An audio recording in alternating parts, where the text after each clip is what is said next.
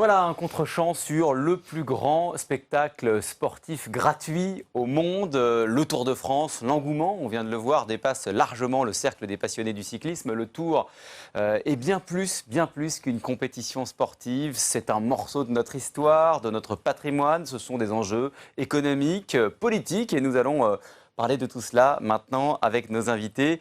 Bonjour Béatrice Houchard. Bonjour. Vous êtes journaliste, politique notamment, mais pas seulement. Vous êtes peut-être avant tout d'ailleurs une passionnée de cyclisme et vous venez de publier le Tour de France, la France du Tour, qui regorge d'histoires, d'anecdotes. Vous allez nous en parler. Bonjour Pierre-Yves Thouot. Bonjour. Merci d'être avec nous. Vous êtes le directeur adjoint du Tour de France. Bonjour à vous, Jean-Jacques Lozac, sénateur socialiste de la Creuse, vice-président de l'Association des Amis du Tour de France ici au Sénat. Et puis je précise que vous êtes aussi le rapporteur du budget des sports. Et bonjour à vous, Jean-François Mignot. Bonjour. Vous êtes démographe et vous travaillez pour le CNRS. Et vous avez écrit, vous, une histoire du Tour de France. Alors, je commence par vous, Béatrice Houchard. Je commence aussi par le titre. Le titre de notre documentaire, La République de juillet, pour un film sur le Tour de France, ça peut paraître incongru, mais ce n'est pas un hasard. Il y a d'ailleurs une phrase dans votre livre qui permet de l'expliquer. Oui, je crois que c'est Antoine Blondin qui disait qu'il y avait un président de la République toute l'année, sauf en juillet, et qu'en juillet, c'était le directeur du Tour, en l'occurrence à l'époque Jacques Godet, maintenant Christian Prudhomme, pourrait-on dire, ou vous-même, qui devenait président. Alors, c'est un peu vrai, mais un peu seulement, et les présidents n'ont pas envie de se laisser bousculer comme ça, et ils savent très bien, les uns et les autres, aller récupérer un peu de la popularité du Tour de France en espérant qu'elle retombera un peu sur eux aussi. On l'a vu au fil des septennats et des quinquennats. Donc je vous appelle monsieur le vice-président, Pierre-Yves Thouot. Si vous voulez. Oui. Cette popularité, évidemment, on va en parler, mais effectivement, c'est une des dimensions qui ressort du documentaire qu'on vient de voir, c'est la dimension très politique. On voit beaucoup Christian Prudhomme, un verre à la main avec les élus, et puis il y a des tractations. Oui, sur le Tour de France, il faut donner aux élus, il faut donner aux spectateurs. Et puis, les élus, vous savez, si vous disent oui ou non, c'est quand même pas la même chose. C'est eux qui disent oui pour un départ ou une arrivée. Et donc, le lien, il est très fort. On a plus de 250 candidatures par an pour tracer le Tour de France. Donc, ce lien-là, il est fort avec nos amis sénateurs, avec les maires, avec les présidents d'agglo, les présidents de département et de région. Jean-Jacques Lozac, la dimension politique, c'est aussi parce que le Tour, évidemment, nous rassemble sur des valeurs communes.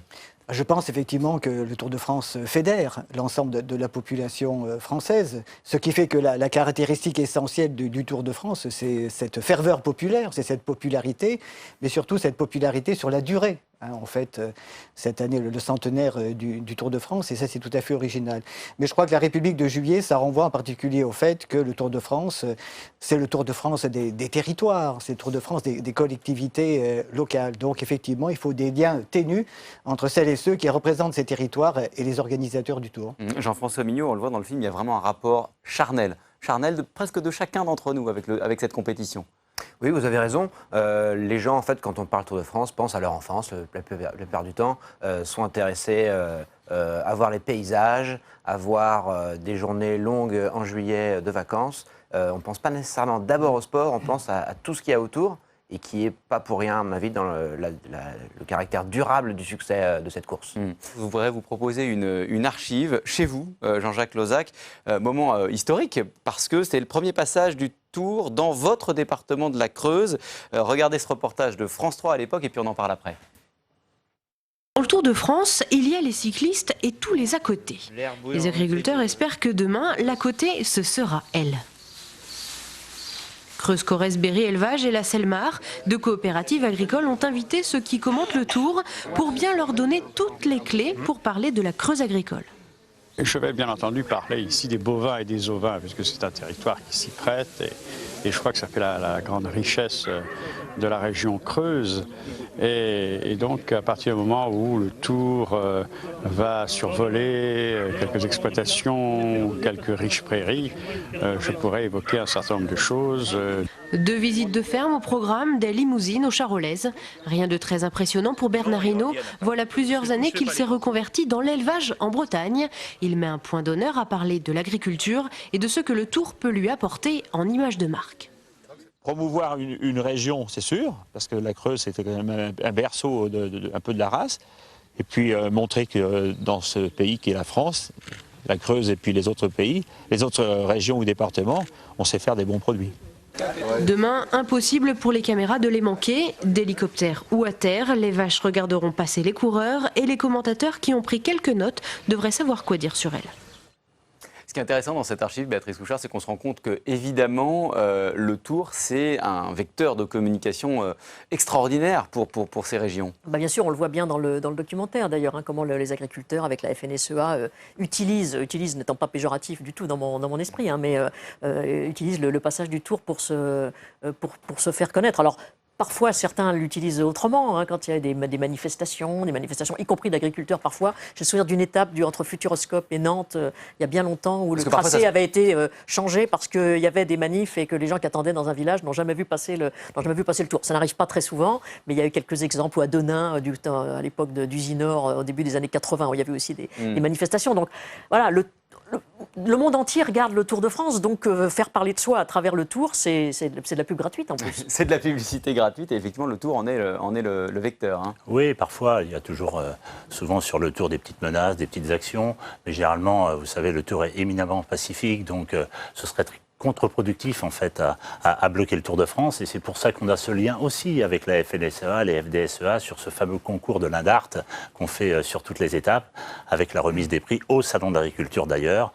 On remet un prix au premier, au deuxième et au troisième, mais les relations sont excellentes avec nos amis agriculteurs. Ouais. C'est assez rare d'ailleurs, Béatrice le rappelait, que le Tour de France soit pris en otage. Vous l'expliquez comment? C'est aussi lié à sa popularité? Oui, il y a un lien vraiment, je crois, affectif avec le Tour de France. On a tous un peu de Tour de France en nous, quelque part.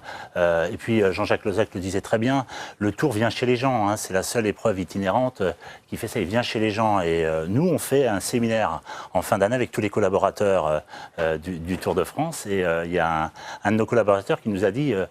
quel était le Tour de ses rêves. Et c'est le Tour de ses rêves, c'est le Tour qui passe devant chez lui. Et c'est véritablement ça. Le Tour va partout, dans les petites villes, dans les grandes villes, dans les villes moyennes, en Creuse, en Ille-et-Vilaine, en Alsace, un peu partout. C'est ça la force du Tour aussi. Le Tour va vraiment partout. Vous êtes d'accord avec ça? La force de cette compétition, c'est qu'elle va chez les gens.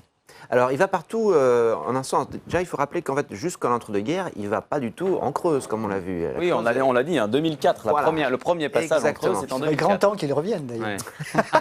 Je vois un message. Je vois un Je vous laisserai en message. parler après. Ça, Hein. j'ai reçu. C'est envoyé en tout cas. Initialement, le Tour ne passait pas partout. Il faisait le Tour de la France, il faisait le Tour de l'Hexagone.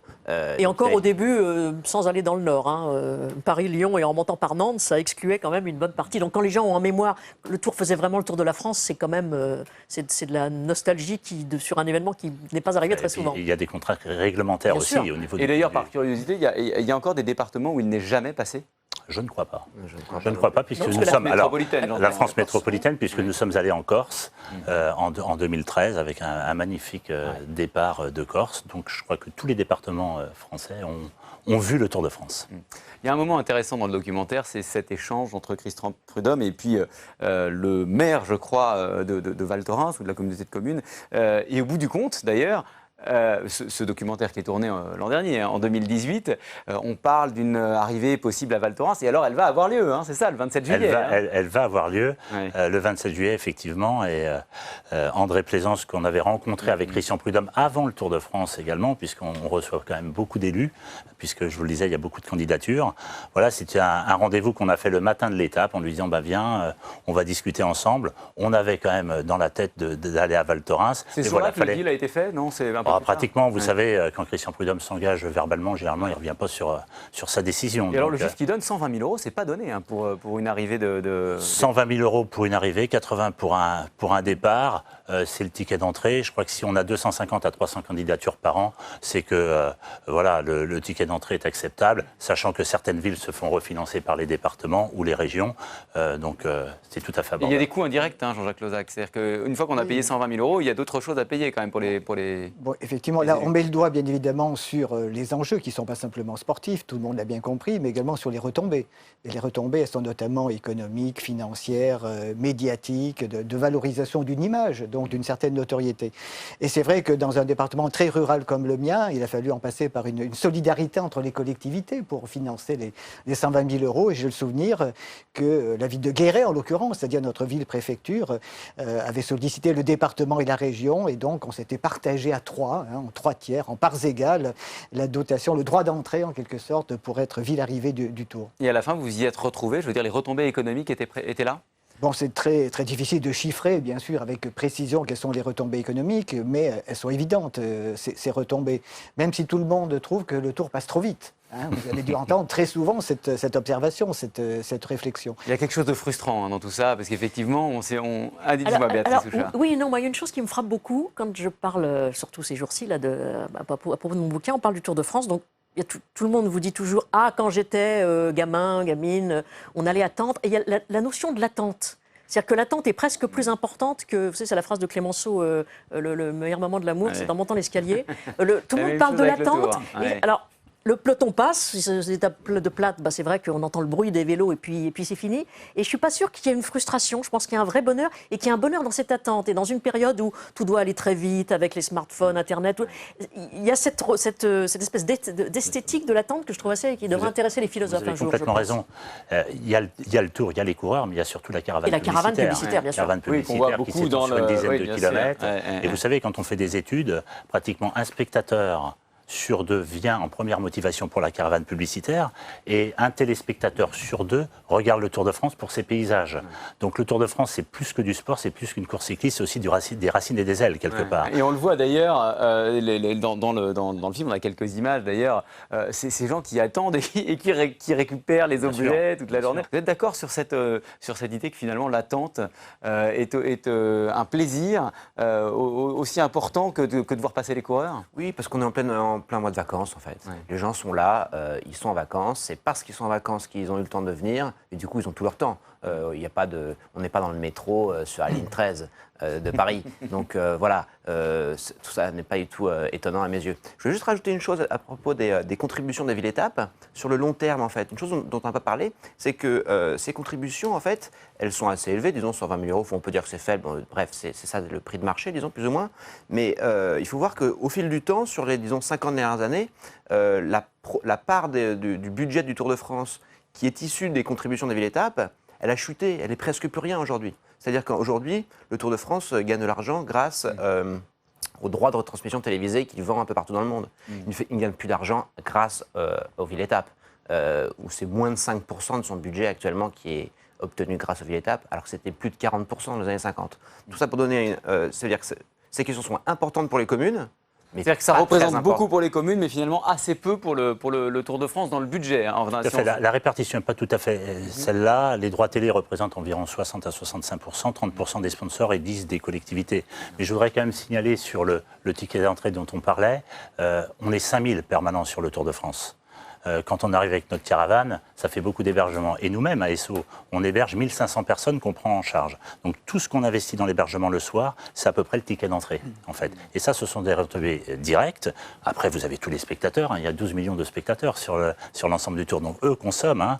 Ils passent environ 7 heures pour venir voir une étape. Donc ils s'arrêtent, ils consomment, ils boivent un verre, ils achètent un sandwich ou ils vont au restaurant. Donc il y a des retombées directes. Et puis il y a des retombées indirectes qui sont beaucoup plus importantes. Et dans nos études, on en parlait tout à l'heure, 1 euro investi pour une collectivité, c'est à peu près 8 euros de retombées quand je prends le direct et l'indirect, puisque le Tour est retransmis dans 190 pays à travers le monde, et donc il y a des grosses retombées pour les territoires. Et Jean-Jacques Lozac, très concrètement, il y a effectivement ce qui se passe pendant la journée, pendant l'épreuve, mais il y a également les à côté. Je pense à tout un ensemble d'animations, alors qu'on voit très souvent, grâce à France Télévisions, il ne faut pas oublier le rôle joué par la télévision, et notamment par la télévision publique. Mais sur les villes arrivées, par exemple, il y a très souvent des animations le soir et quelquefois très tard. Donc il y a toute une dynamique associative qui accompagne le Tour de France. Et puis, je dirais, dans ces à côté, il y avait aussi, enfin, je parle au passé parce que c'est de plus en plus difficile à organiser, mais il y avait les critériums d'après-tour. C'est aussi un lien avec la compétition elle-même. Jean-Jacques Lozac, un point sur les investissements. Je parlais de coûts induits tout à l'heure.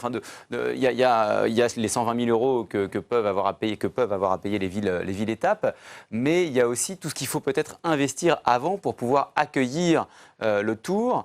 notamment la réfection des routes peut-être? Oui, je crois que c'est l'exemple type. Effectivement, en 2004, il se trouve que je présidais le département à ce moment-là, et il est bien évident qu'il a fallu inscrire, je dirais de façon exceptionnelle, dans les dépenses de fonctionnement de la collectivité départementale, un coût supplémentaire pour l'entretien des routes départementales. Parce que Christian Prudhomme, dans le film, dit au maire de Val Thorens, il ne faut pas faire ça juste pour nous. Mais enfin, au bout du compte, le passage du Tour de France est évidemment un prétexte pour faire des travaux importants. Travaux importants, c'est surtout en fait de l'entretien. Je crois que Christian Prudhomme est tout à fait réaliste. Il ne demande pas des investissements inconsidérés aux collectivités, notamment départementales, parce que l'essentiel des routes, ce sont quand même des routes départementales. Mais tout à l'heure, on parlait de l'image. Il y va aussi de l'image d'une collectivité que d'entretenir ses équipements. Et puis, il y va aussi de la sécurité des coureurs et des caravanes et de tous ceux qui suivent l'épreuve. Et tout le monde en profite ensuite, ceux qui utilisent la route les jours qui suivent. On dit souvent que le Tour est accélérateur de travaux. Notamment sur les routes départementales, puisque 98% des routes empruntées par le Tour, ce sont des routes départementales. Il y a très peu de routes nationales. Les travaux sont surtout liés au site d'arrivée, parce qu'on est assez gros, trop gros d'ailleurs, et on doit faire des aménagements. Mais c'est en lien avec la collectivité. Par exemple, élargir la voirie. C'est pas encore d'élargir la chaussée, mais il nous faut des surfaces, puisqu'on a à peu près 130 camions qu'on doit positionner auprès de la ligne d'arrivée, et donc il nous faut des surfaces. Alors parfois, il faut engager des travaux, mais ça se fait en concertation avec les élus, évidemment, et quand on peut éviter, évidemment, de faire des travaux, on évite. Je voudrais qu'on évoque maintenant, qu'on revienne sur les ressorts de l'extraordinaire popularité du Tour. Et avant cela, je vous propose une autre archive. Alors là, on est 45 ans en arrière, et vous allez voir, ça fait écho à notre documentaire, et au fond, les choses ont assez peu changé. Ils sont venus, ils sont tous là. Les jeunes, les moins jeunes, les plus jeunes du tout. Les pépés, les mémés, les yéyés, à pied, à vélo, en moto, en auto, ils sont venus. De très près ou de très loin, en groupe ou isolés, passionnés ou forcés, déroutés ou bloqués. Ils restent là 1 heure ou 2 ou 3, debout, assis ou allongés. À chaque Tour de France, ils sont ainsi quelques millions à venir sur le bord de la route pendant 3 semaines. 13 millions l'an dernier, autant sans doute cette année. Il y a quelque chose d'éternel, Jean-François Vigneault, quand on voit ça. Effectivement, les choses, évidemment, la France a changé, mais l'engouement reste le même. Alors vous avez raison, je suis assez d'accord avec ce que vous venez de dire, à ceci près qu'en fait, si on calcule le nombre de gens ou la part des Français qui vont sur la route du Tour chaque année, depuis qu'on peut calculer ce chiffre, on observe quand même que depuis les années 70, il y a de moins en moins de personnes par rapport au nombre de Français qui vont chaque année sur la route. Parce qu'il y a effectivement, il est question de 13 millions, et tout à l'heure, vous nous disiez 12 millions. C'est-à-dire que l'engouement baisse, non ? Le comptage est très difficile, puisque c'est gratuit le Tour de France, il n'y a pas un système de billetterie. Quand on est parti du Yorkshire en 2014, on nous annonçait, chiffre police, 4 millions de spectateurs sur les 3 étapes. Après, il arrive que dans certaines zones, les accès sont compliqués, donc il y a un peu moins de spectateurs. Nous, on dit entre 12 et 15. Après, ça dépend. Les zones de montagne, il y a souvent beaucoup de monde. Et puis, il y a des zones, quand ce n'est pas très accessible, mais il y a un peu moins de monde. Et ce qui a changé par rapport aux années 70, c'est que la qualité de la retransmission télévisuelle a hallucinamment progressé. Pourquoi descendre en bas de chez soi quand, à la télévision, on a un spectacle magnifique. La différence avec les années 70, vous avez vu l'image, elle était en noir et blanc avec des gros grains. C'est pas ce qu'on a aujourd'hui. Puis il y avait une retransmission sur les 25 derniers kilomètres. C'était très frustrant alors pour le coup pour les téléspectateurs. Aujourd'hui, c'est en intégralité, oui. l'ensemble des étapes du départ à l'arrivée. Oui, effectivement, avec des vues en hélicoptère qui sont magnifiques. Et alors un soin très très particulier, on le voit dans le documentaire, mis par Christian Prudhomme notamment, mais quand il dit, voilà, moi je fais attention à ce qu'il y ait une arrivée où on puisse voir surgir le cycliste derrière la côte, ça c'est quelque chose, vous y apportez un soin très particulier à la qualité des images. On fait très attention, vous savez, quand on trace un parcours du Tour de France, il y a le grand départ, puis l'arrivée qui est à Paris. Une fois, il tourne dans le sens des aiguilles d'une montre, une fois dans l'autre. C'est pas vrai tout le temps, mais c'est un peu ça. Et c'est d'abord un choix sportif. Mais ensuite, évidemment, Christian Prudhomme est un homme de télévision aussi. Il regarde à magnifier ces paysages parce qu'on est en lien aussi avec les élus qui nous disent le Mont du Chat, ce serait bien de le faire, le Galibier, j'aimerais bien passer dans la Creuse par tel ou tel endroit. Donc on est très attentif à ça dès lors que la sécurité et le sport sont préservés. Juste d'un mot, vous n'avez pas l'impression, pour répondre à ce que disait Jean-François Vigneault, que d'une certaine manière, la télévision cannibalise le spectacle vivant qui est de voir en vrai les cyclistes? On a quand même toujours cette relation avec le spectateur qui est sur place et qui est importante. Alors évidemment, hein, les audiences de la télé sont là. Hein. On fait pratiquement 37 à 38% d'audience sur l'ensemble du Tour. Jean-Jacques Ledac. Oui, je voudrais ajouter un point qui me paraît important dans la société actuelle, c'est que le Tour de France contribue aussi au développement de la pratique. Et de la pratique du vélo sous toutes ses formes dans notre pays. Bon, là, par exemple, nous sommes au Sénat, on a adopté récemment une loi d'orientation sur les mobilités, il y avait tout un plan vélo. Donc, en matière d'incitation au développement de la pratique cycliste, le Tour de France, j'en suis persuadé, joue un rôle majeur. Il y a quelque chose que vous souleviez tout à l'heure, au tout début de l'émission, je voudrais qu'on s'arrête là-dessus, Béatrice Houchard, c'est l'aspect, on va dire, récupération politique. Évidemment, cette popularité dont on parle depuis tout à l'heure ne laisse pas les femmes et les hommes politiques indifférents. Bien sûr, puis je pense qu'ils aiment le... Est-ce qu'il y a quelqu'un qui n'aime pas le Tour de France? Je ne sais pas. J'allais vous poser la question. Est-ce qu'on avait, par exemple, François Mitterrand? Alors, François Mitterrand, il aimait le cyclisme sur piste. C'était un habitué du Veldiv avant la Seconde Guerre mondiale. Il dit que quand il était, il y a une archive vidéo d'ailleurs où il est interviewé, où il dit que quand il était enfant, il allait lui aussi, mais quand il était enfant, on en revient toujours à ça, il allait dans le Nord où il allait en vacances dans les Nords, dans la Flandre française, et il allait voir passer le Tour. Je pense que ça n'était pas un vrai spécialiste, de même que Jacques Chirac n'était pas un grand spécialiste, ni Valéry Giscard d'Estaing. Le vrai grand spécialiste, on le sait tous, c'est Nicolas Sarkozy qui vraiment est fanat de vélo. François Hollande, je crois, connaît plutôt bien aussi, et semble-t-il Emmanuel Macron également. Mais il y a de la sincérité en tout cas dans cette... Mais je crois que comment peut-on être président de la République et ne pas aimer quelque chose qui va bien au-delà effectivement de la course? C'est la France elle-même, c'est lié à l'histoire. On parle des 100 ans du maillot jaune cette année. En 1919, ce qui est quand même invraisemblable, moins d'un an après la signature, après le 11 novembre 1918, le Tour de France repart dans l'état où était la France. Avant même la signature du traité de Versailles, on est quelques heures avant la signature du traité de Versailles. Ce qui nous paraît, enfin ils étaient gonflés les organisateurs. Et franchement, chapeau, parce que on pourrait dire la même chose en 1947, hein, dans d'autres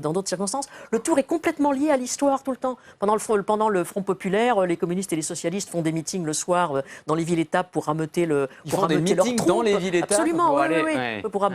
En 1900, à la Libération, les communistes essaient de récupérer l'organisation du Tour, de préférence à l'équipe. Finalement, c'est l'équipe qui récupère, et c'est le pouvoir politique qui décide. Donc il y a une imbrication permanente. Donc c'est une espèce d'osmose, et forcément le président, il est au milieu de ça, même s'il n'est pas capable, comme Sarkozy, qui est capable de vous donner le classement du Tour 1966, du 1er au 10e sans se tromper. Voilà, ça fait partie de. C'est dans leur job, j'allais dire. C'est une affaire politique d'un bout à l'autre, hein, si je vous écoute bien.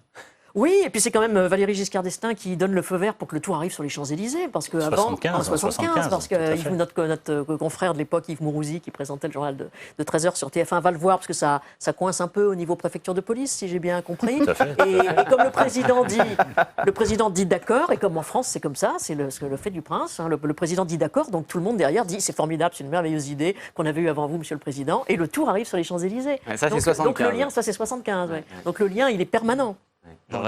Il vaut mieux que les hommes politiques soient concernés plutôt qu'indifférents au Tour de France. Absolument.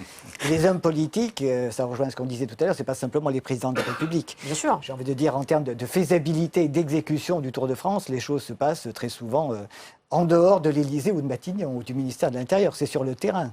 C'est vraiment une épreuve de proximité. Et le passage du Tour dans la Creuse, j'imagine que c'était en 2004, mais on vous en parle encore.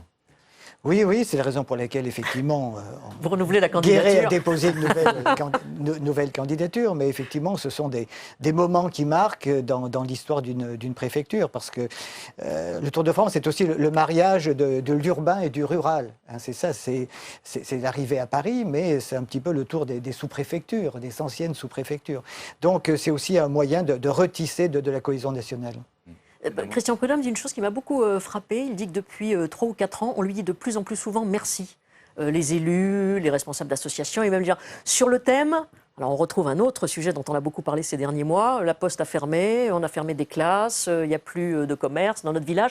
Mais le Tour de France, au moins une fois de temps en temps, vous ne nous oubliez pas. Je pense que ce lien-là est vraiment très important. Les gens expriment là en l'occurrence une gratitude, et c'est un événement populaire qui est pour le coup extrêmement positif. Mais c'est ce qu'on disait tout à l'heure, le Tour va chez les gens. Donc les gens sont assez fiers d'accueillir le Tour de France. Donc on va les voir, c'est gratuit, ils passent un bon moment. Et c'est pour ça qu'on a beaucoup... Alors on a des merci un peu tout le temps, mais là, c'est vrai que c'était, quand on a nos réceptions le soir, vous ne pouvez pas imaginer les élus, mais les bénévoles, les associations viennent nous voir. Est-ce que je peux avoir un autographe de Bernard Thévenet? Est-ce que Bernard Hinault est là? C'est dingue, ce lien-là, il est hyper fort et on le sent de plus en plus parce qu'on va aussi un peu partout et on va chez les gens qui souvent ne voient pas forcément de spectacle, ne peuvent pas aller au stade parce que c'est payant, ou voir un spectacle, un concert. Il y a peut-être une des séquences qui, à mes yeux, est la plus réussie dans le documentaire, ce sont ces deux femmes âgées qu'on voit à leur fenêtre. Le réalisateur a saisi leur échange. Et alors, on comprend à quel point le tour touche vraiment toutes les générations, hein. Ça, vous parliez de l'enfance, mais là, on voit bien que ces femmes, elles sont... Vous aussi, elle vous a plu, cette séquence? Oui, c'est une super belle séquence, elle est magnifique. C'est ce qu'on aime dans les documentaires. C'est de voir des gens qu'on ne côtoie pas habituellement dans leur quotidien, qui, au fond, n'est pas très différent du nôtre. Ça avait déjà frappé Albert Londres quand il vient sur le Tour de France en 1924. Il parle déjà des vieilles dames. Des vieilles dames sur le Tour de France. On parlait des enfants, voilà, les vieilles dames. Tous les publics. Vous évoquiez tout à l'heure le tour en Angleterre. Je voudrais qu'on évoque la popularité du tour à l'étranger. On voit beaucoup d'ailleurs de journalistes étrangers dans le documentaire. Comment est-ce qu'on la mesure, cette popularité, par les audiences déjà, Alors, j'imagine? d'abord par les audiences, vous avez raison, mais aussi par le nombre de candidatures qu'on peut avoir des pays qui sont limitrophes à la France. Alors il y a l'Angleterre, il y a l'Allemagne, il y a l'Espagne, l'Italie, la Belgique, Bruxelles en 2019. Ça, on peut le mesurer. Et quand le Tour va à l'étranger, mais ça date pas d'hier, ça fait déjà très longtemps que le Tour va à l'étranger. Ça date de quand d'ailleurs la première fois? 54. Amsterdam, ouais. Et on est allé après à Utrecht, on est allé à Rotterdam, et puis on partira de Copenhague en 2021. C'est pas un hasard parce qu'il y a un lien fort avec la bicyclette. Copenhague, la ville la plus cyclable. Donc, et c'est pour ça que la candidature... C'est un art de vivre. Dès qu'il y a un lien, voilà, il faut étudier. Il est vrai qu'on a des candidatures d'un peu partout. Il y a des villes ou des pays qui ne recevront jamais le Tour de France, probablement parce qu'on est loin, mais parce qu'il n'y a pas ce lien fort. Alors, je voudrais qu'on parle maintenant de l'avenir, justement, parce que vous nous parliez des parts à l'étranger.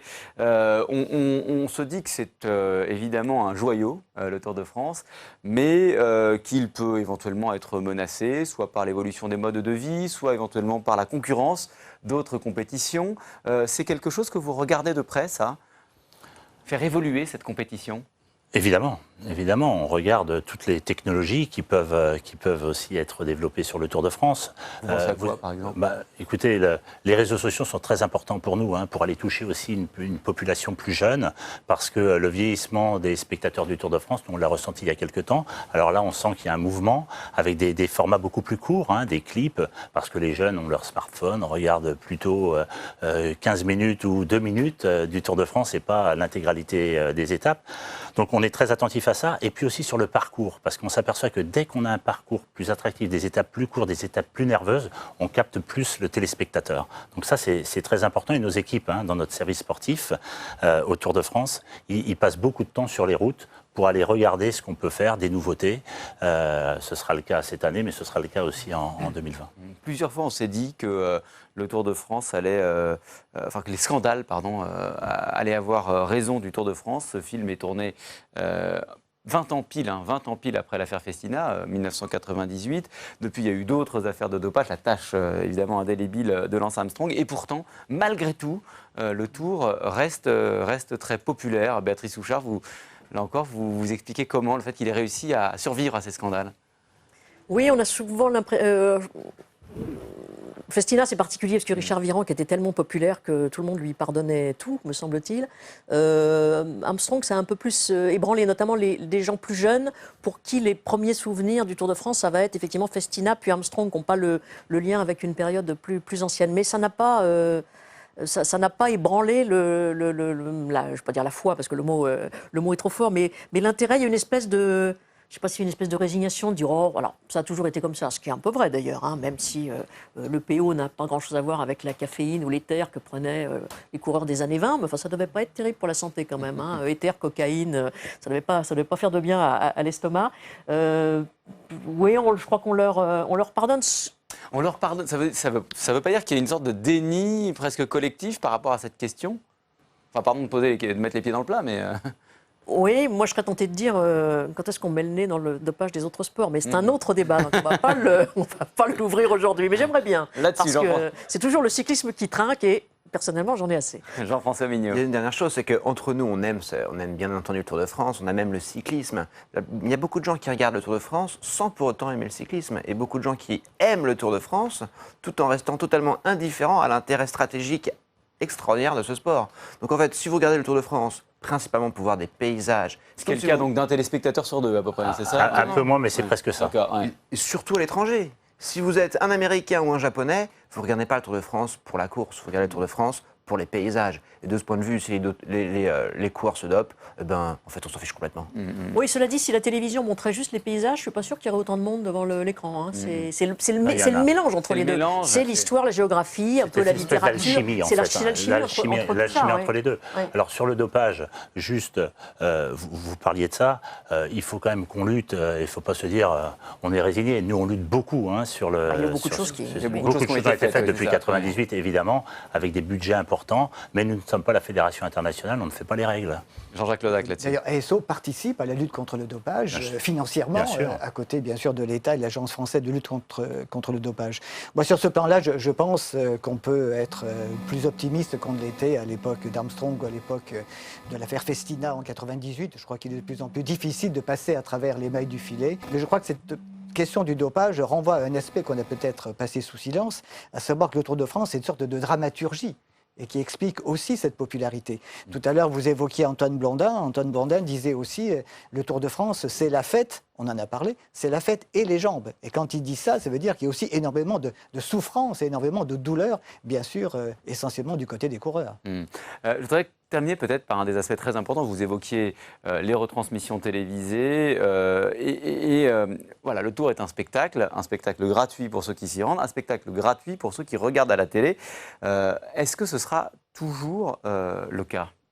Pour l'instant, ça l'est, puisque le Tour fait partie de ces compétitions majeures qui sont protégées, donc elles doivent être retransmises sur le service public.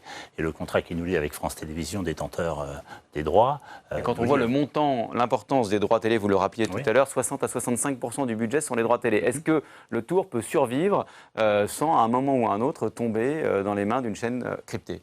Pour l'instant, il est bien parti, et Dieu nous préserve, cet événement est protégé. Donc il y a encore de belles années au Tour de France. Là-dessus, Jean-Jacques Lodac, vous, législateur, vous serez très, très attentif. Effectivement, il faudra être très vigilant et très attentif à ce que le Tour de France demeure dans notre patrimoine national.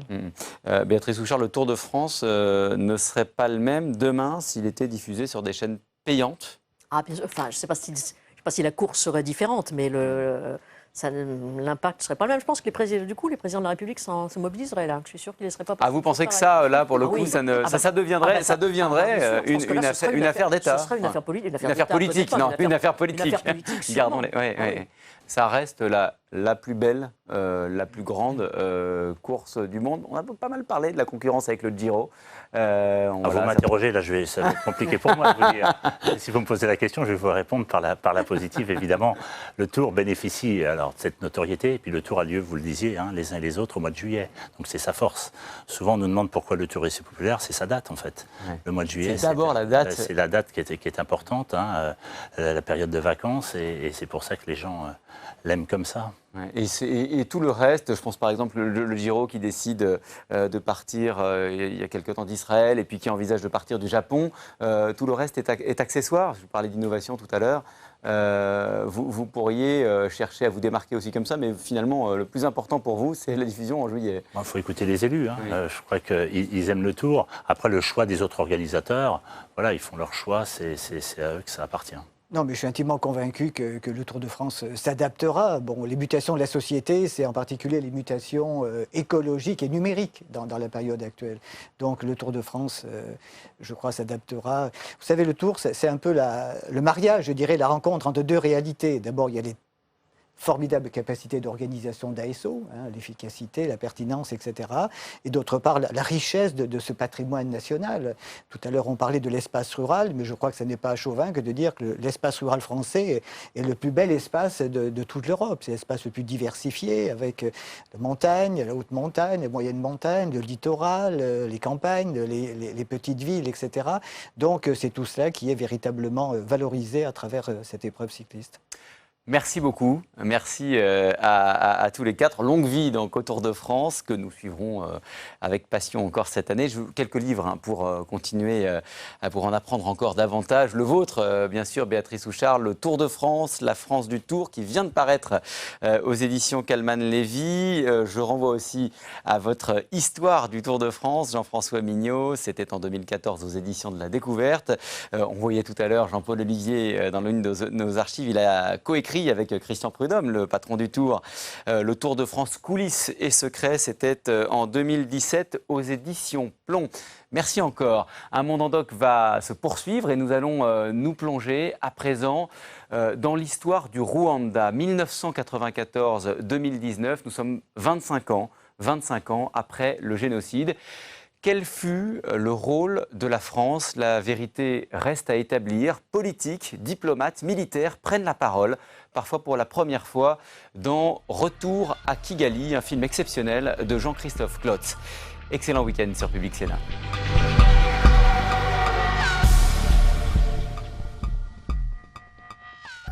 Public Sénat, avec le soutien de l'Institut national de l'audiovisuel, vous a présenté Un Monde en Doc.